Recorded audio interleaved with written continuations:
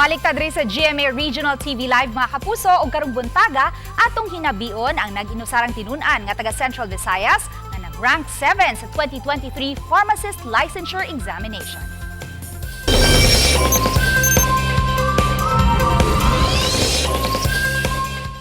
Nabayluan og kalipay ang sakripisyo nga gibuo sa usa sa mga top-notcher sa November 2023 Pharmacist Licensure Exam. Sa passing rate nga 92%, nabutang sa ikapito nga pwesto sa top 10 ang sugbuan ng tinunan gikan sa University of San Carlos.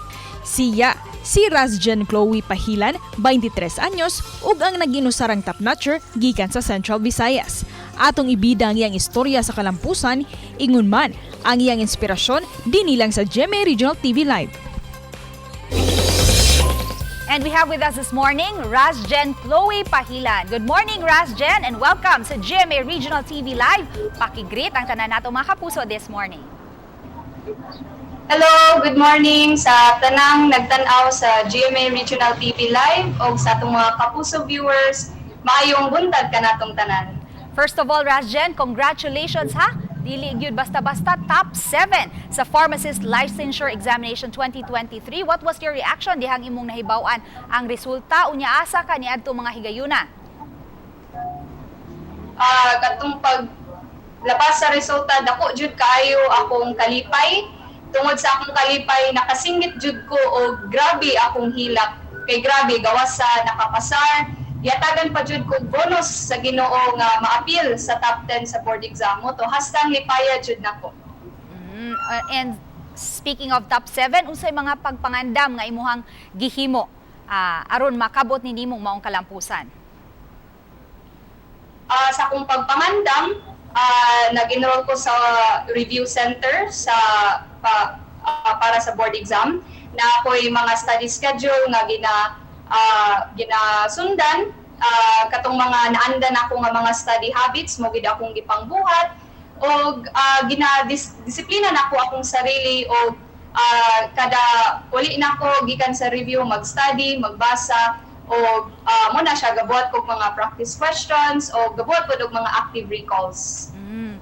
Like any other top-notchers, no? Unsa sad imong gibati inabay part sa exam nga nalisuran ka or sayon ra gyud nimo para nimo ang exam? Para nako no di man tanan para nako sayon kay uban nga naglisod jud ko sa tinuod lang. Naiuban na mga konsepto nga wala nako pa na review or naagian man ako pero wala kay nako na studyan mo to naglisod ko pero kaluyan sa Ginoo nakaya ra man ako o nakapasara pod ko. Okay. Razjen, I'm interested nganong sa mga kurso no nganong pharmacy ang imuhang gipili? Ganan kong pharmacy kay sa una pa lang nainteresado gyud ko sa mga medisina kung unsa sila mo work sa atong body o para nako no sa una kay ako yung review ang pharmacy as a good pre-med course. So sa ingon ana nga panglanta, we wanna know your background unsa man ang imuha sang family into kining mga medical course ad ang ilahang background ba or imong mga igsuon nganong ingon ani ang imuhang linya nga gisubay? Yes, actually, akong mama, akong kuya ug ate, isa pod sila ka mga pharmacist nga pareha pod nako ni graduate sa University of San Carlos. No wonder mo day no dili gyud basta-basta sad sumunang para nimo sayon ra. And finally, kini nga pagka pasar nimo karon, any plans because atong nasayran diri sa naso dili gyud ingon ana kuan ang background sa mga pharmacist, plans abroad or magpabilin lang ka dinhi sa nasod? Plans magpagpabilin sa ko diri sa atong nasod, mag-pursue ko og other fields in pharmacy.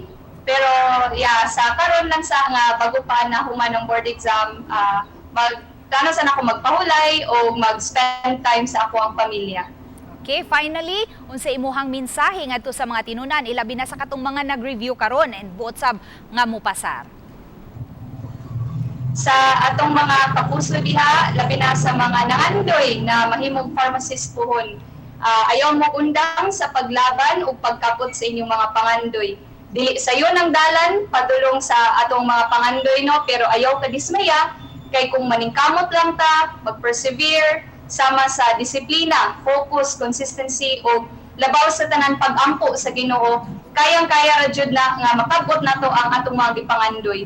Walay imposible sa Ginoo, busa laban lang, ayaw kalimot magpahuway kay importante sad na. Right, Ayaw yun. kalimot nga mag-ampo sa atong Ginoo kay siya gyud ang mudala ka nato og maghatag og kakusog na nato. Okay. Believe in yourselves and always have the desire to learn. Ora to. Salamat kayo. Amen to that, Rasjin Chloe Pahilan. Daghang salamat sa imong pagpakiguban kanamo this morning. Ug mga kapuso, mubalik pa ang GMA Regional TV Live.